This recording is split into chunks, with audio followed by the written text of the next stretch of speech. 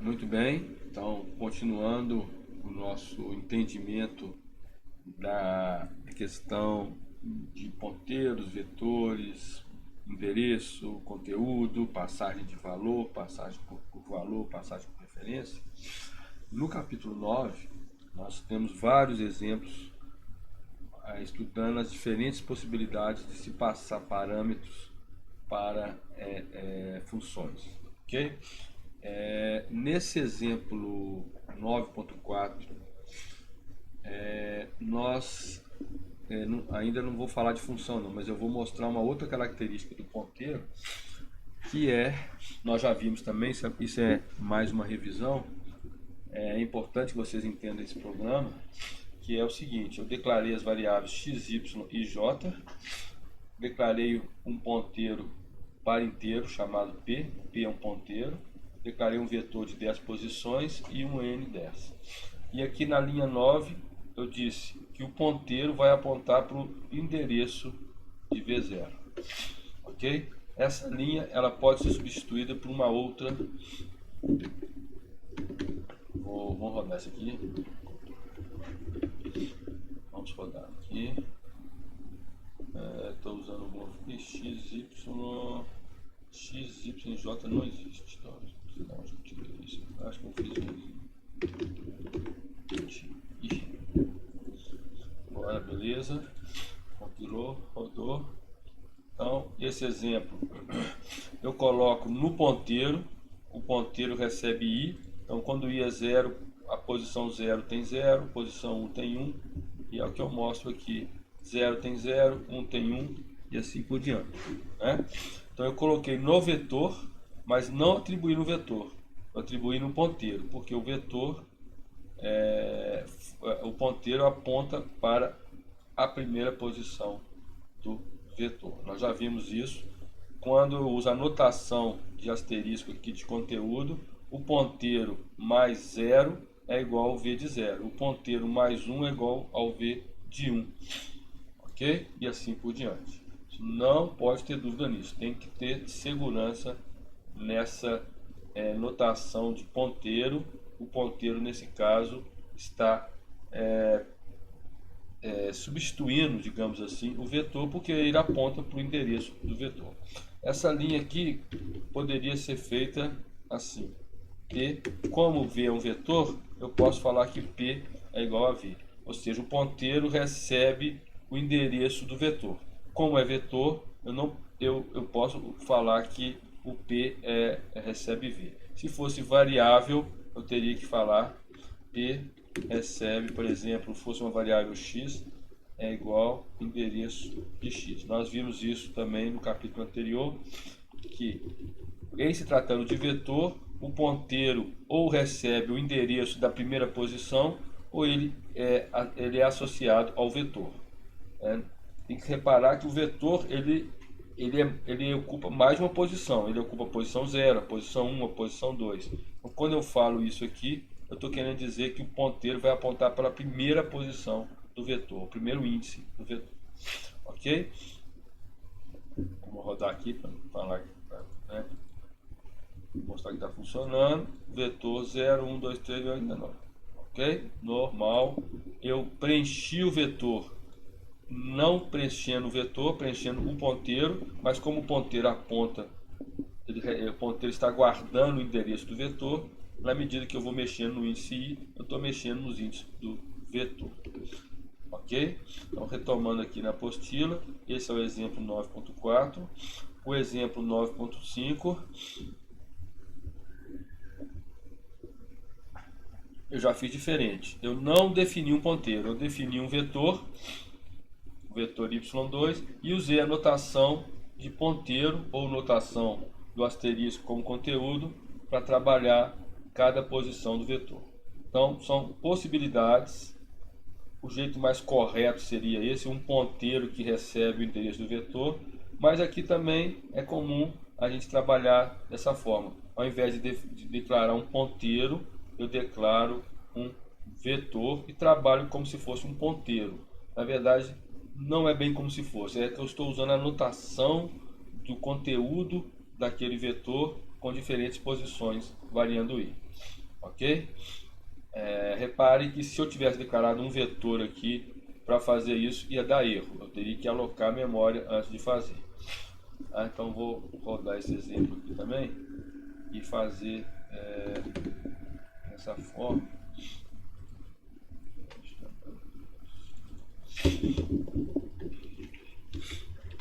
Então aqui, ó, eu declarei um vetor e usei a notação de ponteiro.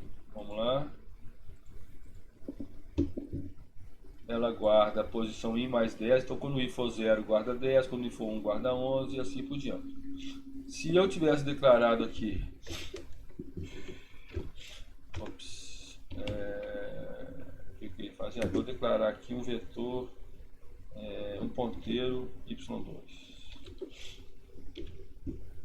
Vou tirar você aqui. Deixa eu melhor, deixar assim.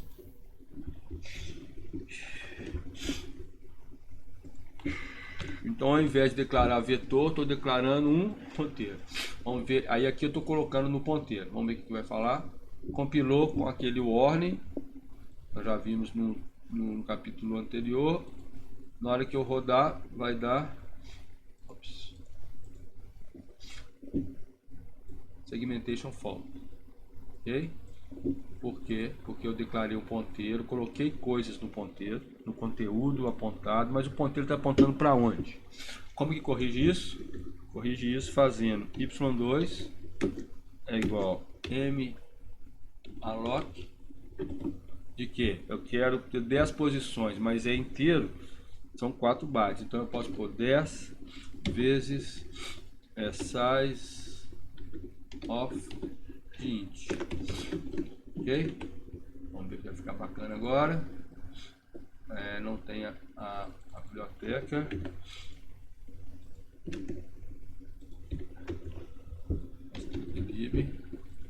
Bacana, bacana, bacana. Tranquilo.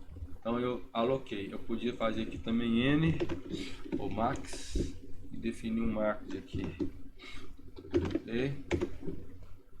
Define max 10. Ops. Ok? Podia também não definir max, declarar um n aqui, tirar esse n, tirar de 10, falar que isso aqui é n e pedir para o usuário entrar n. Vamos lá, scan. Okay. Porcentagem i, vírgula, n, endereço de n. Vou dar um printf antes aqui, né? Printf n, dois pontos, para você saber que tem um n aqui, né? Não vai ficar meio esquisito. Depois eu posso dar um printf barra n aqui. Printf barra n. Desculpa por isso. N vai ser... peraí. Ixi, vamos por desse. Beleza. Aqui então não vai ser N. Tá, N. Já peraí, beleza. Vamos colocar N aqui. N5. Foi 0, 1, 2, 3, 4. 5. Ok? Vamos rodar agora para N... sei lá. 15. Vai de 0 a 14. Agora ficou o meu ponteiro aponta para quantas posições eu quiser, dependendo do tamanho de n. Ok? Deixa eu ver o que eu vou fazer isso aqui. Vou voltar aqui porque o meu exercício não era isso, não. Tentando moda esta hora. Beleza. Agora escrever isso aqui. Era o vetor. Beleza, isso era o original. Deixa quieto, não vou também fazer nada não, don't save. Beleza? Então, importante entender esse exemplo chamado 05. Como eu disse, eu estou terminando de zipar, organizar e daqui a pouco eu vou colocar para vocês lá no Google Classroom. Bem, nós vimos então diferentes formas de colocar de imprimir, de colocar dados no vetor, de imprimir vetor, de trabalhar com vetor como ponteiro, ponteiro como vetor, etc. Agora, imagina que eu tenho uma função, né? Então esse é o exemplo 9.6. Aqui eu declarei uma função void, que ela recebe um ponteiro e recebe uma variável. Então aqui ela vai ter um parâmetro aqui que se é ponteiro que vai receber um dado, tem que ser o endereço, e aqui é um valor mesmo. Então a função começa aqui, fecha a função aqui. O que ela faz? Ela mostra um vetor dentro da função. Amém. Mostra, ela imprime, ela não coloca nada, não? Não coloquei o nome que eu fiz aqui. Ah tá, aqui olha só que doideira aqui. Eu criei um vetor y2 e declarei um vetor, declarei um ponteiro.